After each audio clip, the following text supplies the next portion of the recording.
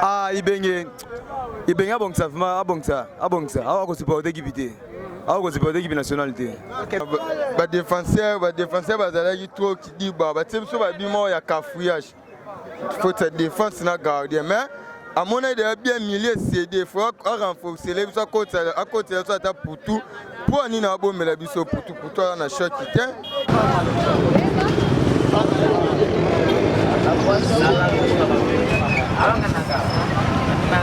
Papa sobo so pa.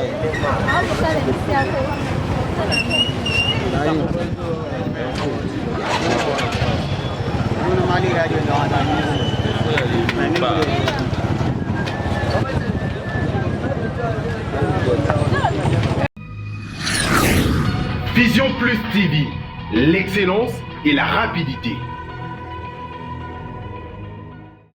Vision, vous nous suivez de partout, fidèles internautes, bonjour et bienvenue dans votre émission qui vous informe sur tout sauf rien. Nous sommes aujourd'hui le 26 juin 2019 déjà. Le lot soir à partir à 21h au Léopard à Zobeta, deuxième match contre l'équipe organisateur Yakan 2019 dans le Égypte, dans le stade de Yaker. Déjà, tout ça sur le terrain, tous en réaction, il y a peuple congolais. Comment est-ce que il y a une défaite, il y a match, le premier match dans Bango et puis comment est-ce que attente par rapport au deuxième match, il y a Égypte, il y a RDC contre Égypte. Parce que Bikan Oyo, RDC zo boîte on kitozo ibate pour nini parce que tokenda ki marabé en Espagne préparation ki malamu salaire malamu de bozu ba prime bozu qu'est-ce qui se passe quand le Léopard au moins qui match beta ki na ninga mabe ya kosakanate parce que ne boye binga dep minga na tsaka na poste na ba toujours vérité match o ya Uganda na ki déçu baba le beta match on habité passe ni salaire na ko na reliate cette fois-ci to lingi changement ezala coach Bengue Tolingi makambo malamu ezala ba joueur na biso ya Léopard nous sommes là pour vous soutenir mais vous pesa biso bloquer malamu parce que mbongo l'état peut déjà bozwaki ba primo le radar bozwaki préparation en Espagne bozwaki qu'est-ce qui se passe au juste tous allez sur na balabala tous en réaction au peuple congolais bozo message ba kinois ba comme c'est bino à partir ya Égypte botsa maele tous na bino merci Papa. Oui, ndeko nanga lelo toza na banzela ya Kinshasa pour na kopesa koloba par rapport à l'équipe à Léopard au beta deuxième match en Égypte. Maloba na ezani ni pona ba Léopard na biso. Bon, regret nanga liboso et ça vraiment regretter pour ngana muta ballon. Na ko benga regretter parce que toi on a 3 scores. Nul défaite na victoire. Toujours défaite et ça problème té. To longwe na oté. Mais pour moi nanga regret nanga conseil mo ke na pesa na coach na biso Ibenge. Atika na double rideau défensif ba 6000 balé wana to na ba 8 ba ko beta ba 6000 balé na biso na ba mécanicien yango sala surcharge na sima yango to polaki ngana omona nga sentir rien ko accuser ba combat ba toto ko finga sentir rien lelo match muso yali to ko pe ko sala exploit donc on nga courage na ba Léopard na biso ba beta bonne chance mais Ibenge ayoka rapena ba ninga na ye après ça rapena chance ayoka ba deuxième entraîneur ya to sala ndenge nini ba sola ngo bongo double rideau défensif depuis na vie yango to rater yango ba coupe nyonso double c'est que ça mon affaire moi na mon affaire moi na bandal nyonso ayebi elonge zolo ba yebi pronostic le match le bon tata moko tabima na tonga tikinda kuna bi lelo pana nga ba oliate nga pronostic ndenge zaka il faut to gagner yango wana donc gagner pe combien l'équipe nanga donc gagner pe combien bon biso to banga na biso de RDC depuis na yebi yango bake ba histoire go se répéter pour to bima na coupe na Égypte donc eloko monga na obanga ya sikane ça te ba cha conscience na bango na se ba bete la mboka et puis simba pour coupe na biso ya Afrique ba beta lisolo et bima na mboka wana papa nda ya cha 9 bi na mboka wana na omona nga ya gravité pour nga wana ezo engagé ka ngai na so mona ya gravité donc papa nda ya uto kufa so ba cha esprit na bango na se bako sala pe lo randa ezongi to yena ngwa donc ça ngelo ko banga te merci beaucoup So pour la match à Lelo, na souci pour la monnaie va jouer na biso to beta na premier match le Ronaldo ba mutuya premier match to beta mais na senti ba joueur ba kota na kata marti bazo yemba ba joueur ba ko ba musicien faire conscience bangata baza na raisonnement que na ko beta match pour to ça qualifier mais bino ba kota ba ko ma robina na bino moment ça ba aventure yemba et ça la biso ça la biso bien té ta ba kota faut conscience na bango terre ba OK to beta match pour ba sentiment na biso te mais to beta match pour na mboka mbimba ba na souci to gagner pour mboka za pe na mo sengo mo ndeko na ngai to le la préparation to le la mbongo préparation ke na marabela na Espagne to tu peux être bien en préparation. Bon, on peut aussi qu'est-ce qui a fait que toi pour le match à Léopard? Match à Léopard, neto pour la qui bon pour la ngai et l'on a salé un pasteur na talagi na ba chaîne abiso. Ndé na ata na ba jouer ba sa physique ba jouer na ezaki moins. Ibengaza entraîneur physique té. Tu as rappelé la poste tu vas entraîneur physique et Léopard est à nani. Banani pe musu apesa ba jouer ba physique tout le monde ata bangote. Banana ba masara bango ba mona la rater la Léopard. Match à Lélo combien? Match à Lélo pour la Lélo to za pour la nga pesca score ya ngala koloba. Merci beaucoup. Oui papa, tout le monde on a fait à Léopard, Lélo match à Léopard na partir de 21h. Chance ni on passe à Léopard. Chance est belé on peut ça va jouer en abisso parce que tu as sûr que tu gagner match à Neza qui ne faut y entraîner pour à négliger un match mais va jouer à Babito peut ça va confiance match à Léo victoire za ngam na biso. On gagne combien? Match à Léo c'est 1-0. 1-0. On a un route. On a un jour bimo ya méchant Elia. Merci beaucoup. Ça papa. Le to na terrain na bino to zo beta masole tali Léopard. Le Léopard bet na 21h. Chance ni on passe à Léopard. Bon pour la chance to appeler ça. Match à nango bien. Premier match né ibengene rera sala ki to na pour tout trésor beta. Match à na pour toi beta. Bo pa vanda. Reprends. Bon bébé n'a pas pour tout trésor matin na terrain to c'est pas maman beza là. Yo banga salate. Te salé à l'oroté. À l'oroté pour nga pena beta soda be ma vanda sapena. Nani Isama vanda be soda be ma vanda. On a le pas gagner combien? On a le match à 2-0. To beta na biso chips to banga te. OK, merci beaucoup. Merci même moral. Papa. Papa, le lot toyé pas na bino na terrain to tembo la Kinshasa. Pambate match à Liboso, Léopard et Polaki. Le lot deuxième match contre Égypte. Pronostic na les alinés. Pronostic nanga lelo ezali toko sapata 0-0 pour na sa stir na coach na biso te. Mais ibengaza avantiri. Na ndenge nini toza na équipe de base te. Ça dit nga na bike tant na bike no nati coach ya équipe nini so na yeba sous Côte d'Ivoire. Hervé Renard. Alors une équipe de base na ye. Mais biso dans l'équipe de base te. Neto beta lelo to mona ba joueur sur na 4. Donc pour na ibenge alimbisanga. To na leka coach ya ba bouchon. Mais na leki. So on va que défaite c'est un bis na Uganda, coach il faut te ibenge. Ah, il faut te ibenge. Ah coach, oyebi ko sala te. Ndé coach a salaka. Donc changement ibenge salaka mabi. C'est ba longwa là. Faut longwa. OK, merci beaucoup. Faut longwa vraiment. Oui, Massa, lelo entrée deuxième match à Léopard. Réaction nini par rapport à match le kaki ya Liboso na deuxième match. Réaction ngeza que tu as sûr que tu as gagné. Tu as pour sa qualification tu as raqué, tu Polaki déjà tu roules sur la défaite mais tu as pour ça que tu as gagné ni. Donc tu as gagné na score à 2-0. Lelo sikoyo olingi classement ibenge za ndé na niveau attaque. Ah, niveau attaque ezara bongo mais a changé gandé ba médiateur na biso. Après avec Tamputu avec na Goma. Ba banda match. Tu as gagné combien? Tu as gagné 2-0. 2-0 ça sûr. Na sûr. Tu as CP. Tu as CP là, Fimbo Ebetama. OK, merci beaucoup. Ça va. Bonjour mon frère. Le deuxième match à Léopard, on va contre l'Égypte. Réaction des années par rapport à ce qui s'est passé l'autre fois ici, le match à Lélo. Ouais, nangina za bref hein. Nalanda ki ba commentaire ya ba joueur na ba net na mona ki ba s'excusaki. Donc étant que patriote, étant que mona mboka. Na rolinga mboka za un échec té. Donc souhait nanga na lingi Léopard ça le long moi bien, le loi ça la différence moi bien. Sont aussi déjà 3 points. Tout ça déjà serré. Pour équipe au Zimbabwe Akitamata.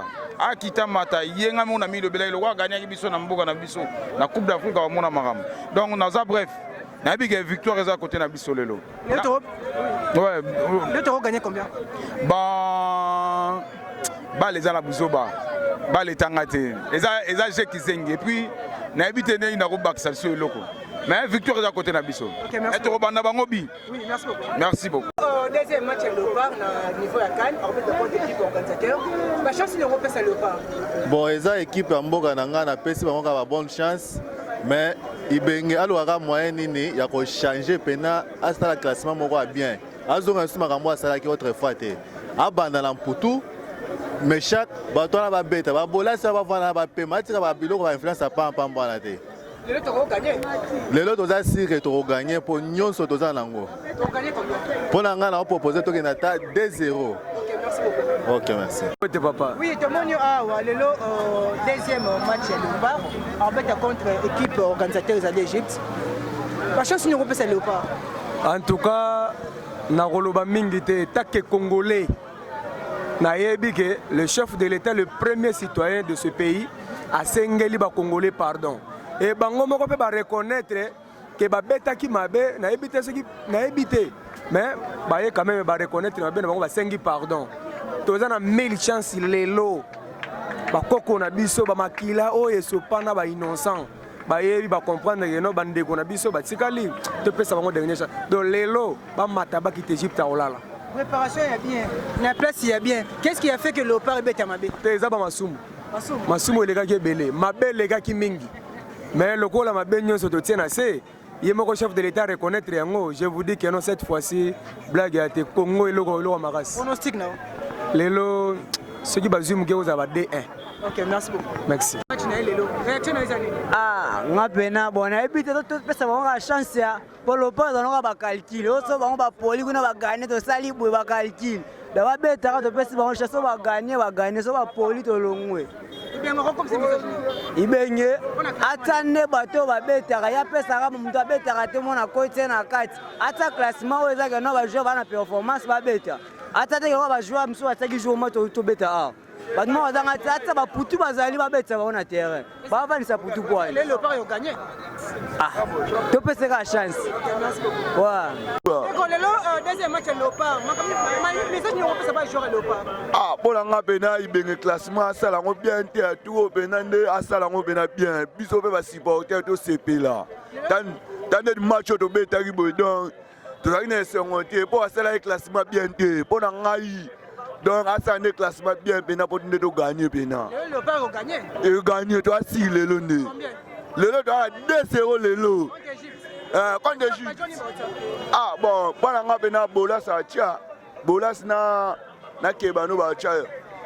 Le deuxième match à Léopard contre l'équipe organisateur aux Alliés Égypte. La chance européenne ça les 11 nationaux. Bon, on peut savoir chance de belé. On belé juste qu'il Ibenge a rectifié mes erreurs il y a match, il y a premier match pour tout le monde quand même il y avait des erreurs défensives même garder tout le monde a monté qui m'a faille mais c'est vraiment ce qui a aligné cette équipe moi qui est trop offensif pour gagner l'Égypte. Pronostic Nangaï, je pronostique 2-0 en faveur de Léopard. Ok, merci beaucoup. D'accord. Oui, les autres sont le matin Léopard, pour match on a 4 déjà. Premier match aujourd'hui 2-0. Deuxième match le 21 on a Égypte. Réaction des Anini. Réaction Nangaï Zanango, biso to ba Congolais, to na posa na bango, ba sibalé na bango mbongo. Ba ça l'effort, ba gagner match à l'élo, ba pesa biso victoire, so zane victoire na bango. Bas l'État congolais a sali Moussa na bango. Ba pesi bango mongo, ba zeda tout so to zane victoire na match o ya lelo. Ibenge atika na classement na ya simanda kuwana, a classer ba joueur bien oh ba tout so to za besoin na victoire. Ibenge atika classement simanda atia ba joueur bien so to zane victoire lelo. C'est to gagner. To gagner kaka, to gagner, to gagner kaka. Ok, merci beaucoup. Moi, mbote papa. Oui, le Léopard. Réaction des Anini pour le match à Léopard. Vraiment, Nazana on dit ma que victoire est à biso vraiment. Tu gagné combien?